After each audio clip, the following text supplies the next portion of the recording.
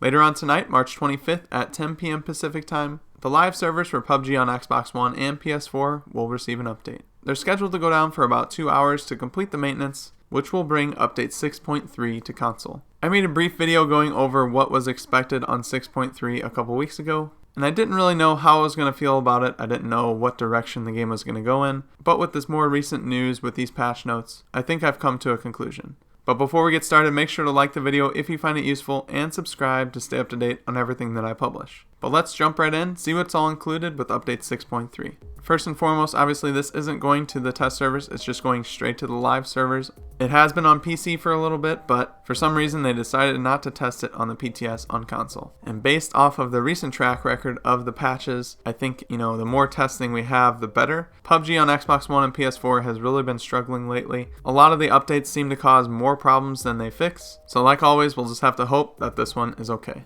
We'll start off with a new weapon, the Panzerfaust, and this is only found on Karakin, and it's the RPG that's been in the trailers for Karakin and been in the splash screens that you see on console when you're playing, so it is nice to finally see it make it into the game. And like I said, the only map that it will spawn on is Karakin, and it's an uncommon world spawn found across the map. Basically, it doesn't seem like you're going to have any trouble finding one if you want to. But on top of that, it's guaranteed to be found in every single airdrop. So if you want to switch out one of your primary weapons for that, you can do so at an airdrop. And you heard me right, it takes up a primary slot, so you'll have to get rid of that DMR, get rid of that AR, get rid of that sniper if you want to have this as your second primary weapon. The Panzerfaust warhead explodes upon impact but can also be blown up mid-air. The damage radius is 6 meters from the point of impact. The explosion can deal splash damage through thin walls and objects up to a short distance. It can also be used to breach specific walls on Karakin, much like the sticky bomb, and the warhead will explode mid-air, like I said, before impact if damaged by explosions or shot by a bullet. The Panzerfaust is a one-time use item. Once the warhead is fired, the Panzerfaust tube will be discarded and cannot be picked back up, so you'll no longer have that as a weapon. Firing the warhead produces a backblast as well, so be careful where you shoot it. If you have anything behind you when you shoot it, it will kill you. If you have a wall, a rock, anything directly behind you, even a person, it can kill a person right behind you if you shoot it. You can get a kill that way or even possibly kill your teammates. And the zeroing options for the Panzerfaust are 60, 100, and 150 meters.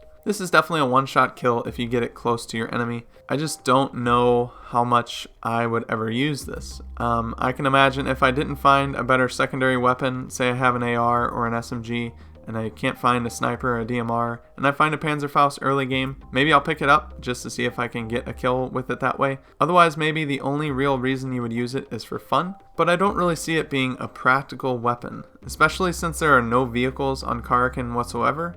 I could see this doing some major damage to the UAZ or shooting at the BRDM or motorcycle. It would be awesome to blow up a vehicle. You think an RPG in a video game, you think I'm going to blow up a vehicle with this thing and get a double kill or a triple kill. But it being limited to Karakin means that I can only shoot players or walls with this thing. How useful is it really going to be? I guess only time will tell, but I'm not really excited for this. I really couldn't care less that this is being added. And now let's get into the most controversial change with this patch, and that's the weapon balance changes that have been made. First, we'll start with the good weapon balance changes that they've made, and that is to the Tommy gun and UMP. The Tommy gun will be stronger and more versatile, and you can also now attach red dots and hollows as they added an upper rail to the Tommy gun. They increased the fire rate from 700 to 750, and they also increased the firing accuracy and moving accuracy with the weapon. And last but not least, they decreased the recoil when firing for an extended duration. So the Tommy gun is looking to be one of the more powerful SMGs now, with a 50 round magazine when extended, with a red dot and a hollow. I will definitely use the Tommy gun more than I ever did before. And the UMP-45 is seeing some benefits as well. It's receiving an increase in power across the board, making the UMP a more viable choice for your arsenal. They increased the base bullet damage from 39 to 41, increased the rate of fire from 650 to 670, and they increased the muzzle velocity from 300 to 360. Hopefully getting the UMP-45 back to what the UMP-9 was, a more versatile and stable weapon. Alright, and now another good weapon change that they made, the DBS. They removed the DBS from care packages altogether. Now the DBS will be found on all maps as rare ground loot. I think this is a good idea. The DBS really didn't belong in the care package in my opinion because a lot of times it was just left behind. It's a very situational weapon. Like any shotgun in the game, you can't really use it unless you're pretty close up. So if you're going for a care package, you want a really good weapon. You want something like the M249, for instance. Oh wait, that's the bad change in this patch. The M249 is being removed from the care packages and will now be a semi-rare spawn on every map. So the DBS is taken out and it's actually going to be more rare to find than the M249. I don't know about everyone else, but the M249 is the most coveted item in the game for me. 100 rounds in the magazine, it completely shreds enemies, and it's pretty stable as well. Anytime I got to use the weapon, it was special, and it was just a lot of fun. So on one side, if you take it out of the care package and make it more readily available, you get to have fun with it more often because you can find it more often, but that also means that other people will have it, possibly even 2 or 3 people on a team will have this weapon, and just good luck driving vehicles anywhere. But yeah, they removed it from the care package and added it to normal loot across all maps. It can take some attachments, but it's tougher to control and does less damage than before. They added a stock attachment slot to the weapon, and the tactical stock will improve weapon stability like it does for the other weapons that it can be equipped on. And they also changed the magazine size. Its base is 75, and you can actually put an AR extended mag on this weapon, and it will hold a whopping 150 rounds in the magazine. That's just ridiculous. I saw some gameplay from Wacky Jackie. He was spraying down a target from over 150 meters away. He shot 60 rounds, still had 90 rounds in the magazine, where he could have shot 2 more people. It's just an insane amount of bullets that shoot very fast and still do very good damage. Though the damage has been decreased from 45 to 40, this weapon is going to just ruin anything else that you can use. I don't know. We'll have to play with it and see what it's like, but as far as I'm concerned, this is a terrible idea. If you wanted to make these changes and put it in the care package, that's fine. Have it go 150 rounds, take the damage down a little bit if you thought it was too powerful,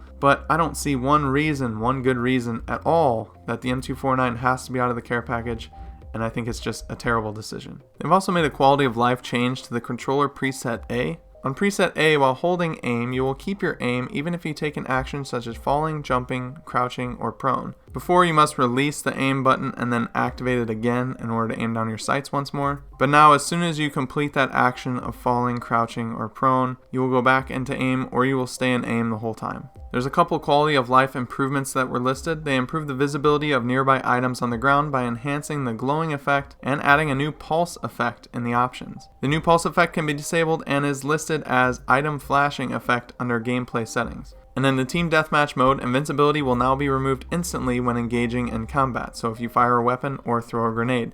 I think this is an awesome change for team deathmatch. Before, you could get shot by people that were invincible because they just died, where now, as soon as you engage in combat, you'll no longer have the ability to do that. There's some sound changes. They added an additional ringtone for the sticky bomb, and now there's a low volume humming sound that can be heard if you're within 10 to 15 meters of the blue zone. This was supposed to be in the last patch, but for some reason it was not included, but it looks like we should be getting it with update 6.3. Another thing that was supposed to be in the last patch that's not even in this patch either is the parachute follow system. I'm not sure what happened to that. It looks like it was just due to some issues that they were having. It was not optimized enough, so they just took it out of the game. And it's really a shame. I was looking forward to that feature. I know some people didn't care, but I think it's actually a really good idea.